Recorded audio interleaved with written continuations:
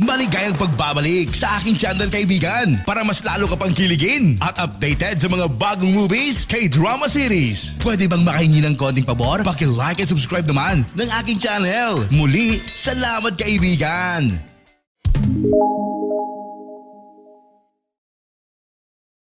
Nagsimula ang pelikula kay Gunjan, isang babae na mahilig sa eroplano. Noong bata pa siya noong 1984, siya at ang kanyang kapatid na si Anshu ay may flight.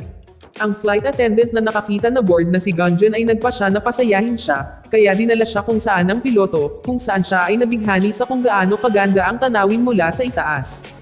Hiniling niya sa piloto na paupuin siya sa pilot seat, pero sinabi ng piloto na para makaupo siya roon, kailangan muna niyang maging piloto. Simula noon, nangarap si Gunjan na isang araw ay magiging piloto siya.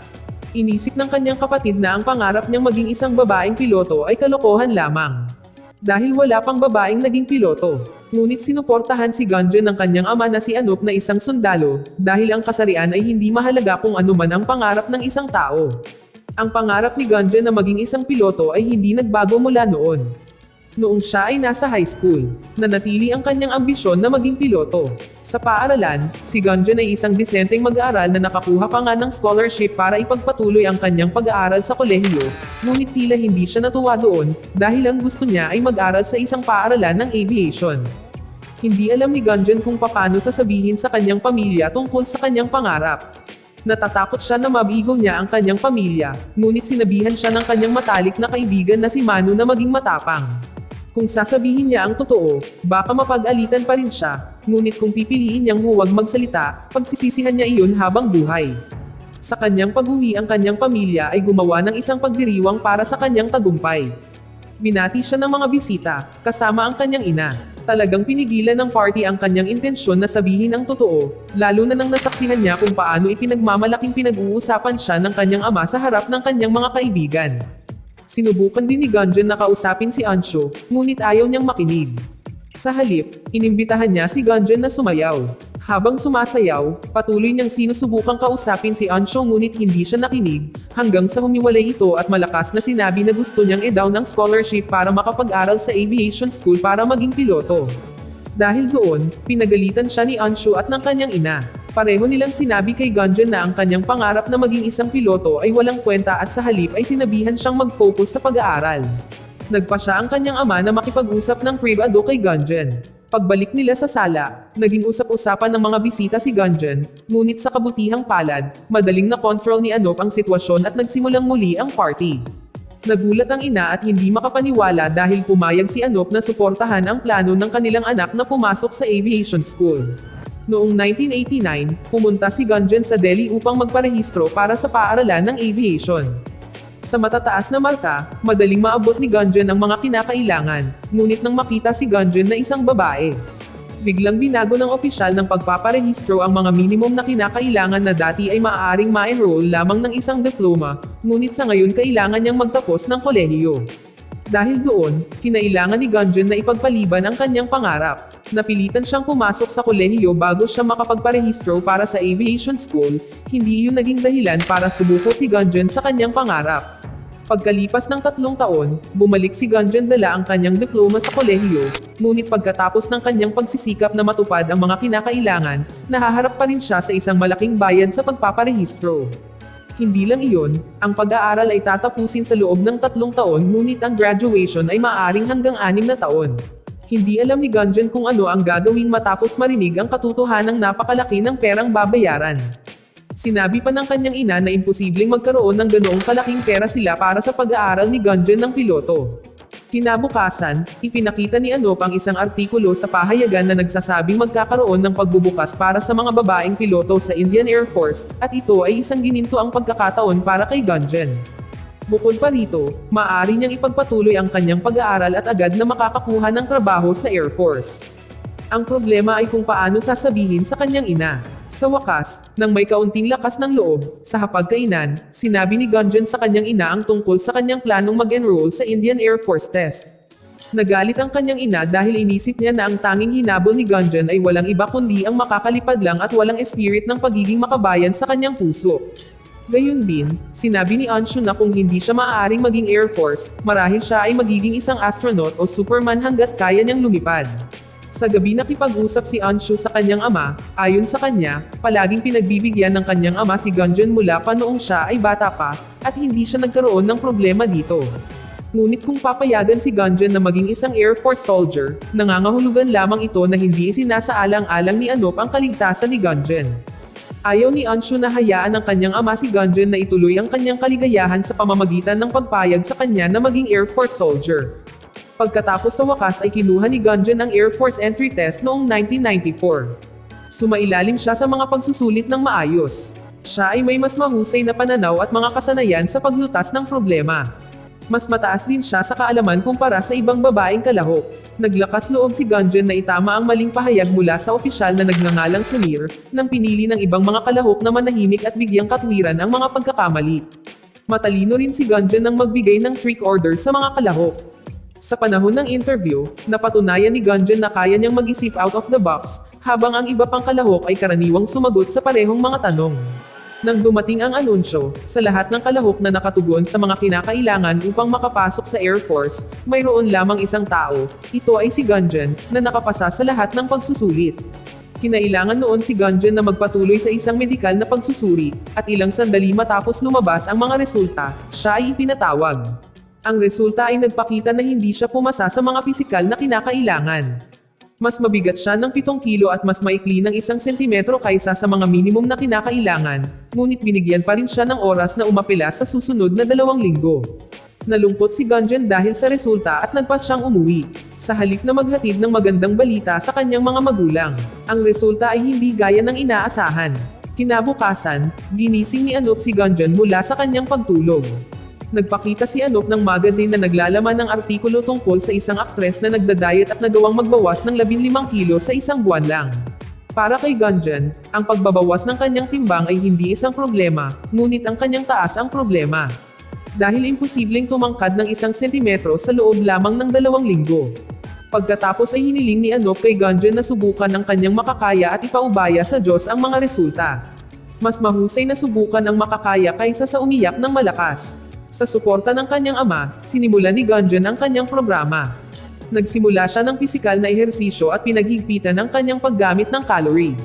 Sa unang 2 araw, sa halip na mawala ng timbang, talagang tumaba siya, ngunit sa suporta ng kanyang ama. Nagawa niyang mapanatili ang kanyang pagtuon upang maabot ang kanyang layunin. Talagang mahirap sa una, ngunit pagkaraan ng sandali, nasanay si Gunjan sa pisikal na ehersisyo. Sa loob ng 1 linggo, naaabot niya ang tamang timbang para matugunan ang mga kinakailangan. Lumipas ang 2 linggo, at si Gunjan, kasama ng kanyang ama, ay bumalik upang iapela ang resulta ng pagsusulit. Namangha si Samir kay Gunjan na nakapagpapayat, ngunit nakalulungkot, na natili pa rin ang problema dahil kailangan pa niya ng 1 sentimetro na taas, upang matugunan ang mga kinakailangan. Sinubukan ni Gunjan na hikayatin si Samir na huwag pansinin ang taas na wala pang 1 sentimetro. Upang maunawaan ni Gunjan, dinala ni Samir si Gunjan upang maupo sa upuan ng piloto. Ipinaliwanag ni Samir na ang taas ng katawan ay direktang proporsyonal upang maabot ang upuan ng piloto. Pagkatapos ay hiniling niya kay Gunjan na abutin ang pedal at umiwas, ngunit ang nakakagulat, talagang naabot ni Gunjan. Pagkatapos siyang suriin, lumabas na kahit na ang kanyang taas ay mas mababa sa mga kinakailangan, ang kanyang braso at binti ay 1.5 cm na lampas sa mga kinakailangan. Dahil doon, sinabi ni Samir na nakapasa si Gunjan sa pagsusulit sa Air Force. Di nagtagal, sinimulan ni Gunjan ang kanyang pag-aaral sa paaralan ng aviation. Ang kanyang sinanay na PhysUp ay nakatulong sa kanya isulong ang pagsasanay sa ground, habang ang kanyang katalinuhan ay nakatulong sa kanya na mapagtagumpayan ang pag-aaral sa klase. Kahit na mahirap ang pasikot-sikot sa pagmamaneho ng eroplano, hindi siya nahirapan sa paggawa nito. Nagtagumpay si Gunjan sa kanyang unang pagsasanay sa paglipad at naipasa ang kanyang pag-aaral ng may matataas na marka. Ang kanyang ina at kapatid na lalaki na sa simula ay nag-aalinlangan tungkol sa kanya, sa wakas ay pinagmamalaki siya dahil nagawa niyang patunayan sa kanyang sarili na kaya niya. Pagka-uwi niya pinaalalahanan siya ni Anshu, na nasa hukbo, tungkol sa totoong buhay, na bilang isang babaeng sundalo, hindi ito magiging madali para sa kanya. Siya ay minamaliit dahil lang siya ay isang babae. Masakit pero ganyan ang takbo ng mundo. Sa pamamagitan ng matataas na marka, sa wakas ay napwesto si Gunjan sa Air Force Unit sa Udhampur. Ang kanyang presensya doon bilang ang una at tanging babaeng sundalo ay agad na gumawa ng pagbabago sa unit. Pagdating niya, agad niyang nakilala ang commander ng unit na nagngangalang Gautam. Sa kanyang unang araw, sinabihan siya ng commander na makipagkita sa kanya sa runway sa susunod na 10 minuto. Ang problema ay noong gusto niyang magpalit ng uniforme, hindi siya makahanap ng lugar na mapapalitan. Maging ang palikuran ay para lang sa mga lalaki. Napilitan siyang tumakbo papunta sa kanyang dormitoryo upang magpalit ng kanyang uniforme at tumakbo pabalik sa runway, ngunit nahuli siya sa runway at naiwan. Ang kanyang pagkahuli ay nagpagalit kay Commander Gautam at hindi tumanggap ng anumang dahilan mula sa kanya. Ang kanyang kawalan ng kakayahang makahanap ng lugar na mapapalitan ay hindi sapat na dahilan para malate siya. Pinarusahan din si Gunjan sa pamamagitan ng pagtayo sa runway buong araw. Sa ikalawang araw, dahil kailangan niyang magpalit muli sa dorm, muli siyang naiwan at hindi nakakuha ng anumang mga sesyon ng pagsasanay sa araw na iyon. Bigla siyang nagkaroon ng ideya na gumawa ng sarili niyang kwarto na may mga aparador at kortina. Sa ganoong paraan, hindi siya mahuhuli sa pagsasanay sa paglipad. Isang bagong problema ang lumitaw. Walang kapitan na gustong samahan si Gunjan sa pag-ensayo dahil natatakot sila na magiging pananagutan nila si Gunjan sa panahon ng paglipad. Araw-araw, ipinarating ng pinuno ng koponan ang pagkansela kay Gunjan sa pagsasanay para sa mga kadahilanang na ayaw nilang makasabay si Gunjan. Napagtanto ni Gunjan na may kakaiba, simula sa pag-iwas sa kanya ng mga tao hanggang sa mga araw na nag-iisa siya. Nakaramdam ng pag-iisa si Gunjan sa gitna ng maraming tao. Minsan, nagkaroon ng pagkakataon si Gunjan na magsanay, ngunit hindi man lang siya pinahintulutang kunin ang kontrol. Halos araw-araw, kinansela ang kanyang pagsasanay, hanggang sa wakas, sapat na ang mga dahilan ni Gunjan. Isang araw, noong sinusuri nila ang training program, inihayag ang ilan sa mga pinakamahusay na piloto na may mataas na oras ng paglipad, isang average na 70 hanggang 100 na oras. Ang panghuling ranking, syempre, ay nakuha ni Gunjan, na lumipad lamang sa loob ng 11 oras. Nagalit si Commander Gautam at nagtanong kung ano ang dahilan. Maaaring sabihin ni Gunjan na kinansela ang kanyang pagsasanay, ngunit pinili ni Gunjan na manahimik. Dahil kung magsasalita siya, maituturing itong dahilan. Dahil dito, inutusan ni Commander Gautam si Gunjan na agad siyang salubungin sa runway. Noong nasa helicopter, sinabi ni Gunjan na hindi siya isang masamang piloto. Agad namang sinabi ni Gautam kay Gunjan na patunayan ito. Biglang pinatay ng commander ang makina at inutusan si Gunjan na gumawa ng emergency landing. Sa kabutihang palad, sa kanyang liksi at focus, napatunayan ni Gunjan ang kanyang sarili na siya ay talagang isang mahusay na piloto. Dahil may potensyal si Gunjan, nagpasya si Commander Gautam na sanayin si Gunjan na magsanay sa paglipad araw-araw. Masaya si Gunjan dahil sa wakas, makakapag-practice na siya ng maayos. Ang pagsasanay kasama ang commander ay nagdala ng sarili nitong karanasan. Sinanay ni Commander Gautam si Gunjan ng husto, ngunit maaaring tumbasan ni Gunjan ang pagiging mapanindigan na iyon sa pamamagitan ng pagpapatunay sa kanyang sarili ng matagumpay. Ipinakita ni Gunjan ang kakayahang magpalipad ng mga helicopter ng higit sa karaniwan ng walang kahirap-hirap. Itinuro ng komandante ang lahat kay Gunjan ng madali dahil mabilis niyang nakukuha ang kaalaman. Dahil sa matinding pagsasanay kasama ang commander, nakuha ni Gunjan ang unang ranggo sa pagsasanay na may 127 oras ng paglipad. Dahil doon, itinalaga siyang magbigay ng briefing sa susunod na sesyon ng pagsasanay. Napakagandang tagumpay para kay Gunjan, ngunit sa kabilang banda, hindi kasiya-siyang bagay para sa mga lalaking piloto sa silid na iyon. Nagsimulang maging mas kumpiyansa si Gunjan ngunit ang mga lalaking piloto ay nagsimulang magpakita ng kanilang hindi pagkagusto sa kanya, at ang ilan sa kanila ay ayaw man lang tumanggap ng mga order mula kay Gunjan, na isang babae. Isang umaga, dahil sa promosyon na nakuha niya, kinailangang pangunahan ni Gunjan ang briefing para sa pagsasanay ng umagang iyon, ngunit si Dailip, nakakapasok lang, ay biglang nag-utos sa isa pang piloto na nagngangalang Shakar na palitan si Gunjan sa harapan. Siyempre, nagtanong si Gunjan at patuloy na nagtatanong kung ano ang mali. Bakit niya ito ginawang ganoon? Pagkatapos kanselahin ang kanyang sesyon ng pagsasanay noon, ngayon ay pinigilan niya itong gawin ang kanyang trabaho. Inutusan ni Dailip sina Shakar at Gunjan na makipagpunong braso. Siyempre, laban kay Shakar, na isang lalaki, walang pagkakataong manalo si Gunjan. Sinabi ni Dailip na sa kanilang unit, hindi nila kailangan ng mahihina at iyakin. Kailangang maging malakas ang lahat dahil hindi ito kukonsintihin ng kalaban kahit na may babaeng sundalo sa harap nila. Si Dailip ay talagang nagsasabi ng isang magandang punto, ngunit ang pagkakaroon ng pakikipagbunos sa braso upang patunayan ang lakas ay talagang hindi makatuwiran. Bago matulog, pinili ni Gunjan na lumaban at hindi niya hinayaang magpatuloy ang kondisyong ito. Noong gabing iyon, pumunta siya sa kung saan nagtitipon ang mga lalaki. At inilabas ang speaker doon para ihinto ang musika. Nagalit si Dailip sa inasal niya. Sa harap ng lahat, sinabi ni Gunjan na ang problema ay hindi ang kanyang kahinaan bilang isang babae, ngunit dahil sa takot ni Dailip na siya ay mas mataas kaysa sa ibang lalaki sa unit kasama siya, kahit na ang paggalang kay Gunjan ay hindi nangangahulugan ng hindi paggalang kay Dailip. Nagsalita siya na parang natapon ang kimkim niya sa loob ng ilang buwan ng gabing iyon. Dahil sa insidente kanina, nagpa siya si Gunjan na umuwi at mag-apply ng leave. Nang umagang iyon, nakarating siya sa bahay. Siyempre, nalungkot si Anup sa nangyari sa kanyang anak. Matapos magsumikap na makamit ang kanyang mga layunin, sa halip ay nakatanggap siya ng ganoong pagtrato. Kahit na nagawa niyang pumasok ng may mahigpit na pagpili at patunayan ang kanyang kakayahan. Isang araw, dumalo si Gunjan sa kasal ni Mano. Naisip ni Mano na sadyang nagbakasyon si Gunjan para dumalo sa kanyang kasal. Kaya sa wakas ay sinabi sa kanya ni Gunjan ang lahat ng pinagdaanan niya sa kanyang unit. Sinabi ni Mano na siya ay nagkaroon ng parehong kapalaran. Nagpunta siya upang kumuha ng libu-libong audition ngunit ang resulta ay hindi kailanman gaya ng ninanais niya, kaya sumuko siya at nagsimula ng bagong kabanata sa pamamagitan ng pagpapakasal. Nang makitang masaya si Mano, naisip ni Gunjan ang kanyang hinaharap. Noong araw na iyon, dumating ang isang liham mula kay Commander Gautam para kay Gunjan, na nagsasaad na tinanggihan ang pag-alis ni Gunjan at dapat siyang agad na mag-ulat pabalik sa unit. Pagkatapos ay sinabi ni Gunjan sa kanyang ama na gusto niyang magbitiw sa Air Force at tama ang sinabi ng kanyang ina tungkol sa pagiging isang babaeng piloto. Sinabi niya na mas mabuting magpakasal na lang siya. Kalmadong sumang-ayon si Anup kung gusto ng kanyang anak na ihinto ang pakikipaglaban para sa kanyang pangarap, at sa halip ay mabuhay sa natitirang bahagi ng kanyang buhay sa paggawa ng tinapay sa kusina. Dinala ni Anup si Gunjan sa kusina para gumawa ng tinapay. Ibinigay niya ang mga sangkap at sinabihan si Gunjan na gawin ito. Alam ni Anup na hindi marunong gumawa ng tinapay si Gunjan, at gusto lang niyang maliwanagan ang isipan ni Gunjan. Ang kalimutan ng kanilang mga pangarap at magpakasal. Kahit na sa lahat ng oras na ito, bilang ama, si Anup ay hindi nagturo ng mga bagay na maaaring makahadlang sa pagunlad ng kanyang mga anak.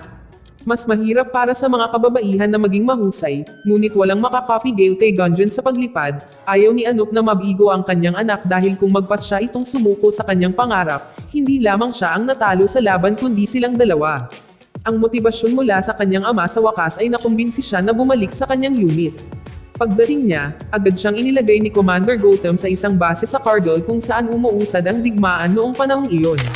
Kailangan ng bansa ang pinakamahusay na mga piloto, sabi ng komandante. Hindi nagtagal, umalis si Gunjan patungo sa base ng hukbong panghimpapawid ng Srinagar. Nagulat si Dailip nang makita ang presensya ni Gunjan doon.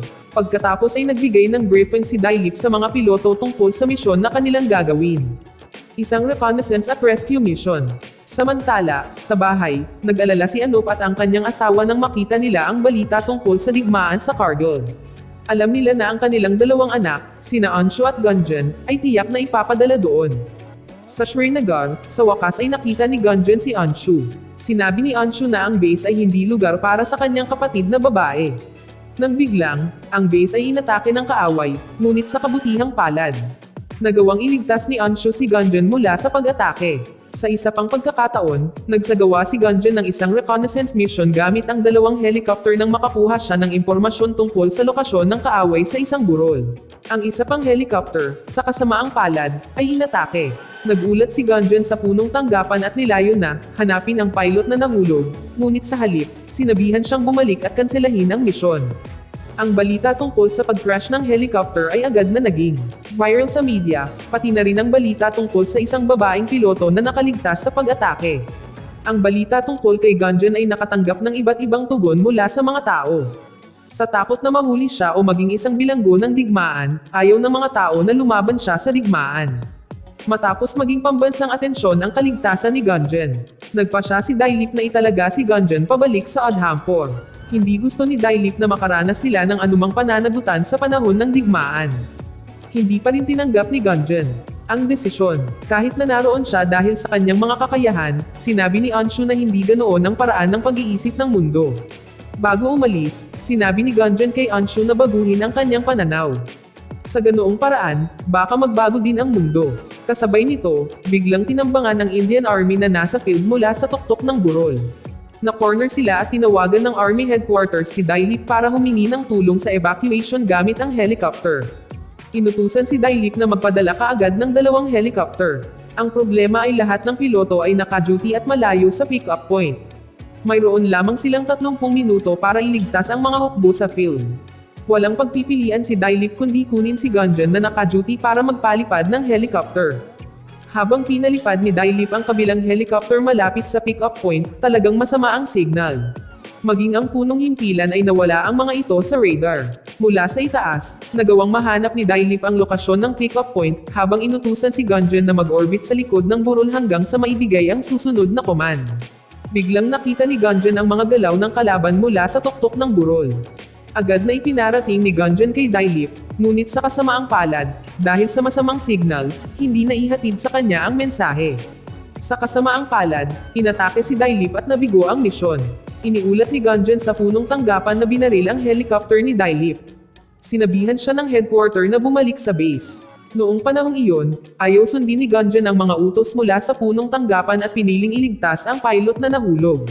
Pagkatapos ay inutusan ni Gunjan ang kanyang co-pilot na tumulong sa pag-atake mula sa itaas na nagresulta sa matagumpay na paglanding ni Gunjan. At paglikas kay Dailip gamit ang kanyang helicopter, ngunit isang missile ang inilunsad ng kaaway. Sa kabutihang palad, nagtagumpay si Gunjan sa pag-atake at ibinalik si Dailip sa base. Bago umalis si Gunjan, pinasalamatan siya ni Dailip at sa wakas, kinilala niya ang kanyang kakayahan.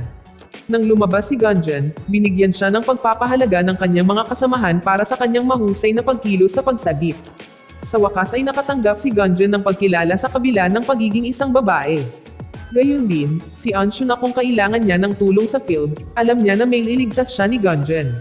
Naging piloto si Gunjan na nag-ambag sa tagumpay ng India sa Kargil War sa pamamagitan ng pagsasagawa ng higit sa 40 reconnaissance at rescue mission.